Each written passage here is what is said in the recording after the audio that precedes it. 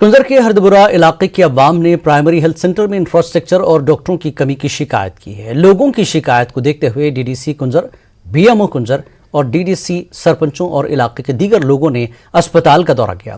D D C کنزر Nazir Ahmad نے infrastructure کی کمی کا اعتراف کیا۔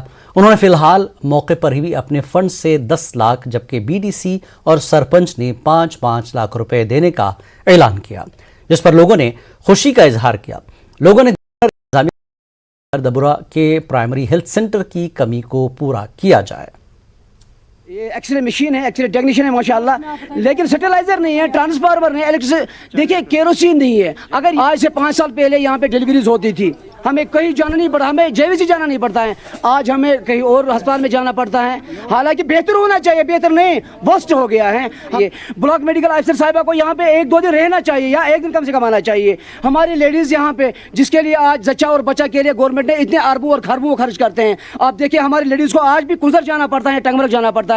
ہردبرا کی یہ ڈیمانڈ ہے، جو بھی پوسٹس یہاں پہ سینکشن ہے ان کو یہاں بھی فیسلٹیز سینٹرل گورنمنٹ دیتی ہے، وہ ہماری یہاں ہونے چاہیے۔ اگر ایسا نہیں ہوگا، یہاں چھین کے یہ لے جائیں گے ایسے ہی، چاہے ایڈمنسٹریٹو بنیادوں پہ یا پولیٹیکل بنیادوں پہ، we will go ahead, we will approach the court.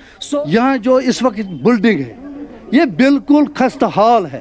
یہاں اوپر کبوتر ہیں، پیشنٹ کو ٹھیک ہونے کے بجائے یہاں انفیکشن ہونے کا خطرہ ہے۔ انفراسٹرکچر اویلیبل ہے، ہر ایک سیکشن ہے، گائنی ہے، ایکس رے ہے، ڈینٹل ہے، لیب ہے، ڈاکٹرز اویلیبل ہے، مگر بلڈنگ کی پرابلم ہے، ان چیزوں کی پرابلم جن سے بیماروں کو بڑی مشکلاتوں کا سامنا کرنا پڑ رہا ہے۔ اور ہم جو کر سکتے ہیں اس کے لیے ہم نے 20 لاکھ روپیہ یہاں واگزار کیے ہیں، میں نے 10 لاکھ روپے دیے ہیں، بی ڈی سی صاحب نے 5 لاکھ روپے دے دیے ہیں، اور ہمارے سرپنچ صاحب نے اس نے بھی 5 لاکھ روپے دے دیے۔